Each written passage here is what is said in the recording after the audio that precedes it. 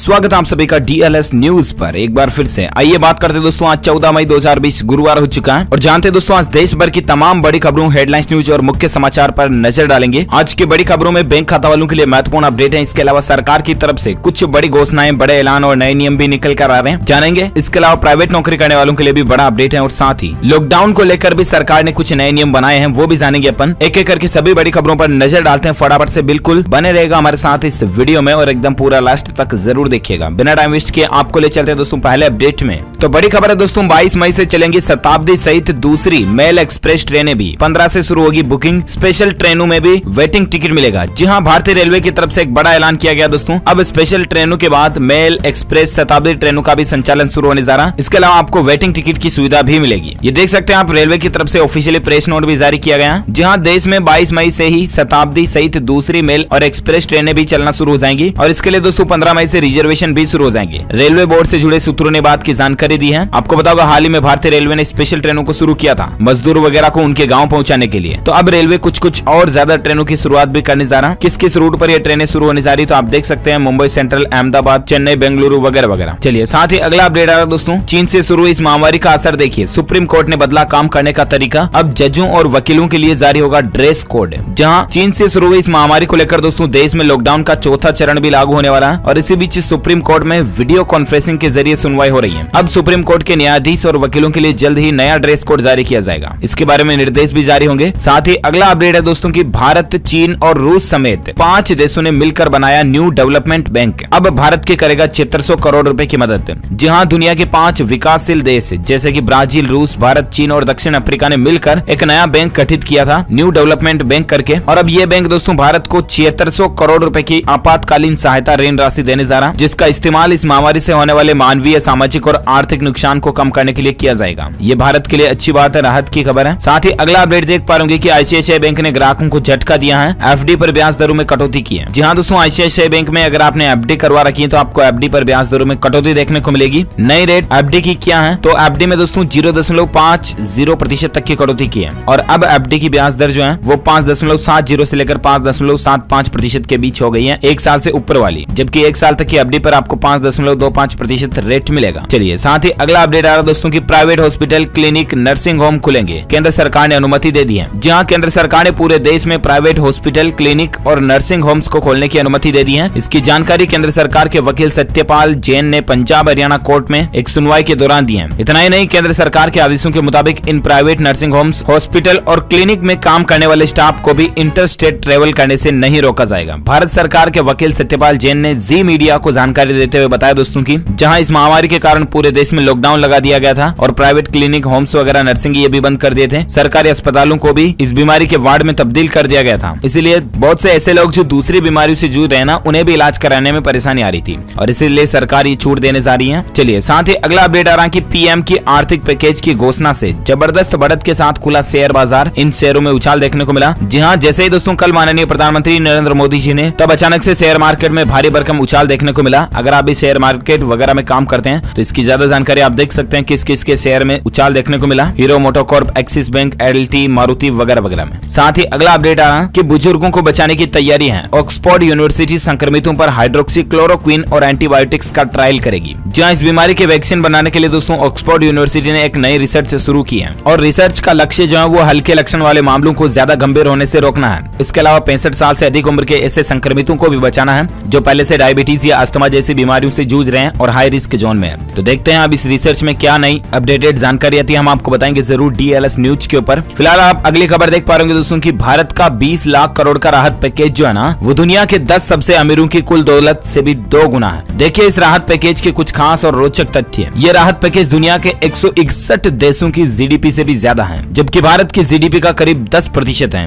ये रकम कितनी बड़ी है इसका अंदाजा लगाने के लिए आप इसकी तुलना कुछ और नंबरों से भी कर सकते हैं। अपना ये राहत पैकेज पाकिस्तान के पूरे देश की जीडीपी से भी ज्यादा है, दुनिया के 10 अमीरों की कुल वेल्थ से भी ज्यादा है, दुनिया की इन अमीर कंपनियों की मार्केट वैल्यू से भी ज्यादा है। बीएसई यानी कि बॉम्बे स्टॉक एक्सचेंज की मार्केट वैल्यू का 20% है तकरीबन। ये तो अच्छी बात है, कुल मिलाकर के भारत के लोगों को फायदा देने के लिए मोदी सरकार की तरफ से ये बहुत बड़ा कदम उठाया गया है। इस राहत पैकेज के बारे में हम आपको कुछ खास बातें और जानकारियां भी बताएंगे आगे, लेकिन फिलहाल अपन बात करते हैं अगली खबर में। तो देख पा रहे कि पेंशन की इस सरकारी स्कीम में अब करें पेटीएम मनी के जरिए निवेश। पीएफआरडीए ने इसकी मंजूरी भी दे दी है। है। जी हाँ दोस्तों, पेंशन से जुड़ी सरकार की एक बेहद लोकप्रिय योजना है एनपीएस यानी कि नेशनल पेंशन सिस्टम। अब इसमें इन्वेस्टमेंट करना और भी ज्यादा आसान हो गया, क्योंकि एनपीएस से जुड़ने के इच्छुक लोग जो है ना, वो पेटीएम मनी एप्लीकेशन के जरिए भी नेशनल पेंशन स्कीम में निवेश कर सकते हैं। पेटीएम मनी ने मंगलवार को यह बात की जानकारी दी है और पेटीएम मनी ने बताया दोस्तों कि इस संबंध में pension fund regulatory and development authority PFRDA से मंजूरी भी मिल चुकी है, यानी कि अब आप पेटीएम मनी के जरिए भी एनपीएस स्कीम में पैसा लगा सकते हैं। चलिए अगली खबर में नजर डालते हैं दोस्तों। चीन से शुरू हुई इस वायरस और महामारी को लेकर अभी क्या ताजा आंकड़े और अपडेट आ रहा, तो बड़ी खबर आप देख सकते हैं दोस्तों। भारत में संक्रमितों की संख्या 75,000 के करीब पहुंच चुकी है, जबकि 2,500 के पास जान जाने वाले लोगों की संख्या पहुंच चुकी है। केंद्रीय स्वास्थ्य मंत्रालय की वेबसाइट के मुताबिक देश में इस समय इससे संक्रमित लोगों की संख्या का आंकड़ा टोटल 74,281 हो चुका है। ऑफिशियल डेटा है दोस्तों, जबकि अनऑफिशियल आपको 76 तक भी देखने को मिल जाएंगे। वह दोस्तों 24,385 लोगों को इलाज के बाद हॉस्पिटल से डिस्चार्ज किया जा चुका है, यानी छुट्टी हो चुकी है। 47,480 अभी भी एक्टिव संक्रमित लोग हैं। 2415 लोग इस दुनिया को अलविदा कह चुके हैं भारत से। ये भारत का आंकड़ा चल रहा हाल ही का ताजा अपडेट डेटा। इसके अलावा कुछ राज्यों पर नजर डालें दोस्तों, तो महाराष्ट्र में रिकॉर्ड टूट चुका। पिछले 24 घंटों के दौरान 1500 नए पॉजिटिव मरीज देखे गए इसके, जबकि मुंबई में 40 लोगों के जान जाने की खबर है 24 घंटों के दौरान। और एक अपडेट आप देख सकते हैं कि राजस्थान में भी इसके 152 नए मामले देखे गए। अकेले जयपुर में 49, जालोर में 28 मामलों की पुष्टि हुई है। राज्य में टोटल 4278 संक्रमण के मामले हो चुके हैं। अच्छा, एक और अपडेट देख सकते हैं दोस्तों की पढ़ाई के लिए अब विदेश नहीं जाना चाहते हैं भारतीय छात्र, क्योंकि इस महामारी से प्रतिकूल हालात हो गए। देखिए स्टूडेंट्स के ऊपर एक रिसर्च हुई, इसमें पता लगा दोस्तों की छात्र जो है ना, वो अब विदेश जाकर के उच्च शिक्षा हासिल करने में रुचि नहीं रख रहे हैं, क्योंकि विदेशों में इसके हालात बहुत ज्यादा गंभीर चले और इसीलिए छात्रों का रुख बदल सा रहा। साथ ही अगला अपडेट देख सकते हैं कि एक्शन में आए उत्तर प्रदेश के मुख्यमंत्री योगी आदित्यनाथ। इस बीमारी के वायरस को फैलने पर आगरा मेडिकल के प्रिंसिपल और 2 जिलों के सीएमओ को भी पद से हटा दिया। योगी आदित्यनाथ बहुत ज्यादा स्ट्रिक्ट और गुस्सेल आदमी है, आपको पता होगा, नियमों के बहुत कड़क हैं और ऐसे में लापरवाही इनको बिल्कुल भी पसंद नहीं है और इसीलिए इन्होंने इन बड़ी पोस्ट वाले आदमियों को भी हटा दिया। साथ ही अगला अपडेट देख सकते हैं कि हरियाणा के सभी जिलों में पहुंच चुका है ये बीमारी का वायरस। इज्जर, रेवाड़ी, रोहतक में भी 3-3 नए मामले देखे गए। साथ ही अगला अपडेट है दोस्तों की बिहार के 14 जिलों में IAS सहित 53 नए पॉजिटिव केस मिले हैं। राज्य में इससे संक्रमित लोगों में 7वीं जान जाने की भी खबर है, जबकि टोटल संख्या बिहार राज्य के अंदर 932 हो चुकी है। अच्छा, और एक अपडेट देख सकते हैं कि एनडीटीवी से बोले केंद्रीय मंत्री नितिन गडकरी, ये बीमारी का वायरस प्राकृतिक नहीं बल्कि लैब में तैयार हुआ। जी हाँ दोस्तों, केंद्रीय मंत्री नितिन गडकरी ने इस बीमारी के वायरस को लेकर एक बड़ा बयान देते हुए कहा है कि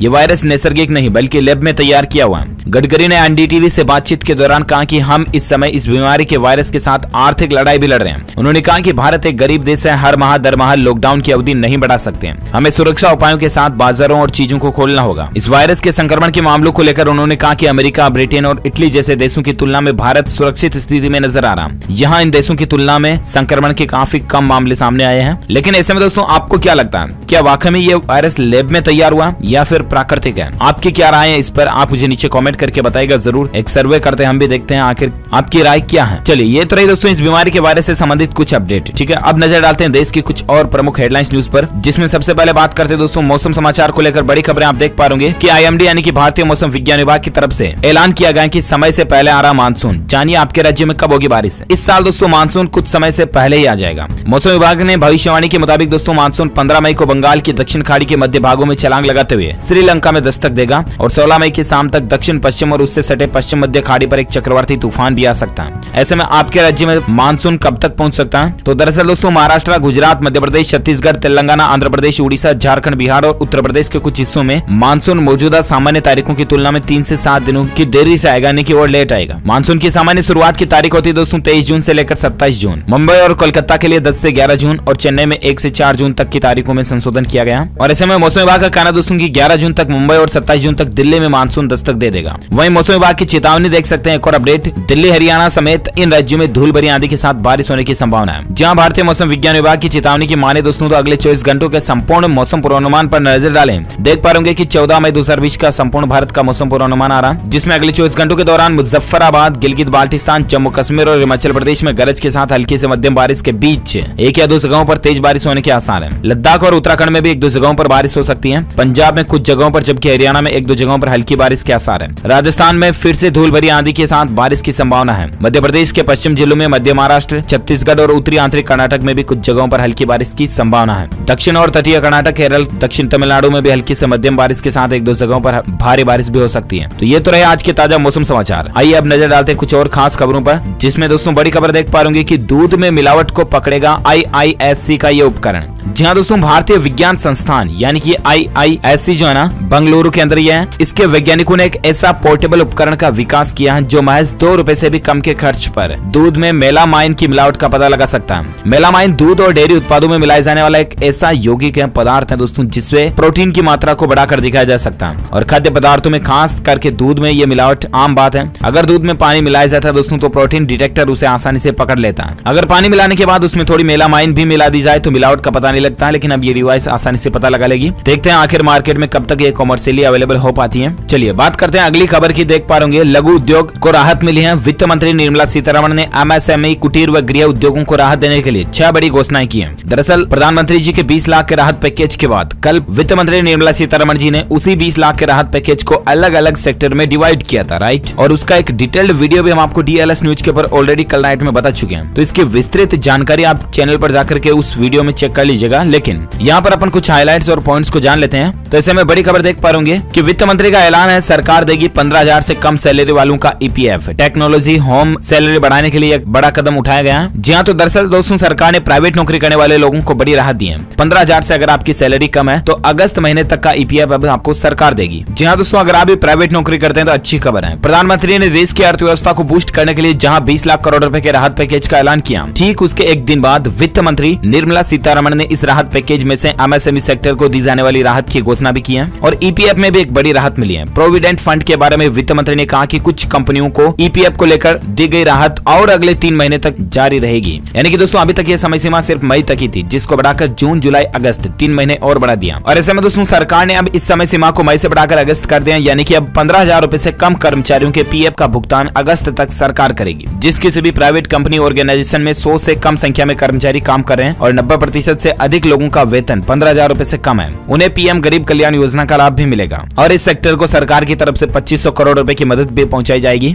देख सकते हैं साथ ही कि MSME को 3 लाख करोड़ का लोन, यह 4 साल के लिए गारंटी फ्री होगा। इससे 45 लाख लघु और मध्यम उद्योगों को फायदा मिलेगा। साथ ही अपडेट आ रहा है कि 12 की जगह 10% कटेगा PF, कर्मचारियों के खाते में आएगी ज्यादा सैलरी। जहां अगले 3 महीनों तक सरकार ने PF को और भी कम काटने का ऐलान किया। वित्त मंत्री ने कहा कि कर्मचारियों को PF 12% से घटाकर 10% किए जाने का फैसला अगले 3 महीने तक जारी रहेगा। और ऐसे में सैलरी जो उनके खातों में डायरेक्ट वो ज्यादा आएगी। कुछ और अपडेट आप ये देख सकते हैं। साथ ही अगली खबर आ रही दोस्तों की इनकम टैक्स रिटर्न फाइल करने की तारीख को भी बढ़ा दिया। अब 30 नवंबर तक आप अपना रिटर्न दाखिल कर सकेंगे। और साथ ही TDS, TCS की दरों में भी 25% तक की कटौती की गई है। इस बीमारी के संकट काल में केंद्र सरकार की ओर से आम लोगों को बड़ी राहत दी गई है, जहां सरकार ने आयकर दाखिल करने की तारीख को बढ़ा दिया। इनकम टैक्स पेयर्स अब 30 नवंबर तक अपना इनकम टैक्स रिटर्न फाइल कर सकेंगे। बुधवार को प्रेस कॉन्फ्रेंस करते हुए वित्त मंत्री निर्मला सीतारमण ने बताया दोस्तों की मार्च 2021 तक TDS और TCS की दरों में भी 25% तक की कटौती की गई है। इसका फायदा भी आम लोगों को डायरेक्टली इनडायरेक्टली मिलेगा। अच्छी बात है। साथ ही एक और अच्छी बात यह भी है दोस्तों की सरकार ने इनकम टैक्स में दी राहत। विवाद से विश्वास योजना को भी दिसंबर तक बढ़ा दिया। 31 दिसंबर 2020 तक विवाद से विश्वास योजना की तारीख को बढ़ा दिया गया। यानी कि इनकम टैक्स डिपार्टमेंट से संबंधित अगर आपका कोई मसला है, कोई केस है, कोई आपको प्रॉब्लम है, तो आप सरकार की विवाद से विश्वास योजना के तहत इनकम टैक्स से संबंधित समस्याओं का समाधान पा सकते हैं। इसमें 31 दिसंबर 2020 तक आप फॉर्म वगैरह भर सकते हैं। तो ये रही दोस्तों सरकार की राहत पैकेज से संबंधित कुछ अपडेट और बड़ी बातें। आइए अब नजर डालते हैं देश की कुछ प्रमुख और हेडलाइंस न्यूज पर। अपडेट देख पा रहे होंगे 18 मई के बाद इस कंपनी के शेयर में नहीं होगी खरीद और बिक्री, स्टॉक मार्केट से होगी डी लिस्ट।